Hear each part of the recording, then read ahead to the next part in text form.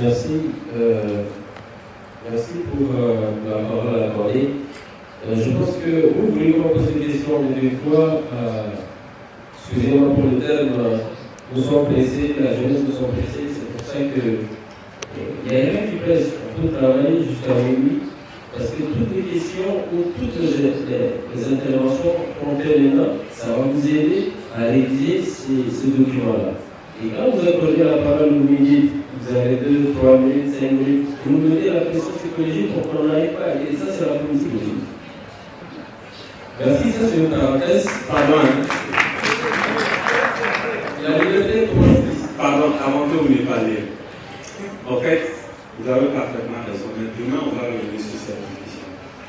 Puisque aujourd'hui, vous êtes à 17h55. Donc, si on veut épuiser la discussion aujourd'hui, ça sera quasiment impossible. Sinon, ce n'est pas une politique pour vous empêcher de nous dire ce que vous pensez.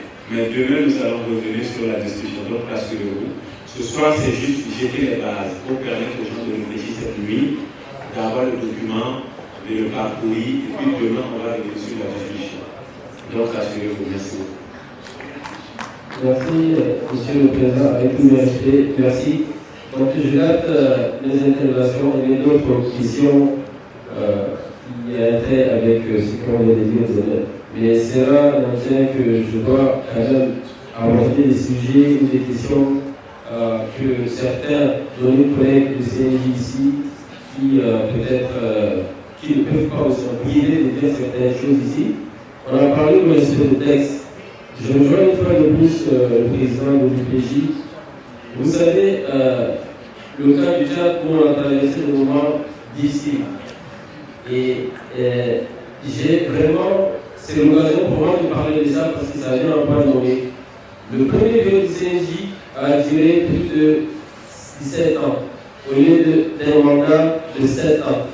17 ans au lieu de 7 ans. La deuxième élection, pour vous bien compris, ça a duré, je peux vous dire, ça n'a pas eu lieu. Après, un autre bureau a eu lieu, et là, c'est tout le temps un problème avec qui? Avec le ministère de la Jeunesse.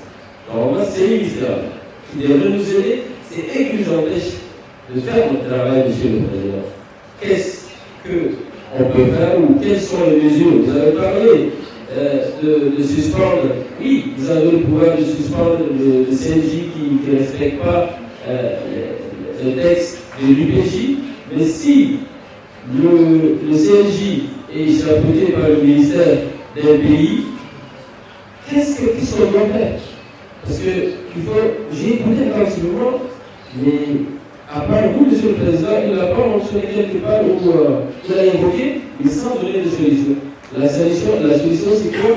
Je pense que je rejoins une fois de plus mon collègue de Sierra Leone, il a un peu abordé. Donc prenez ces sujets-là vraiment sérieux. Si on a eu des réponses à ça, on peut travailler. Je suis disponible pour travailler.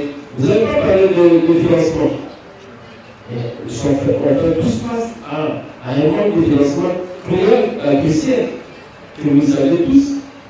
L'État qui est supposé nous donner de l'argent, ok, si tu n'as pas la politique, pour moi, je ne te donne pas l'argent. Et ça, mes chers frères, c'est la réalité. Disons les choses en face. La dernière question, en fait, c'est très long si je commence à poser une question.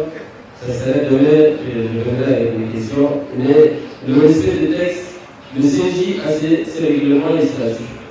Maintenant, entre nous et le ministère, imposons aussi des textes qu'eux doivent respecter.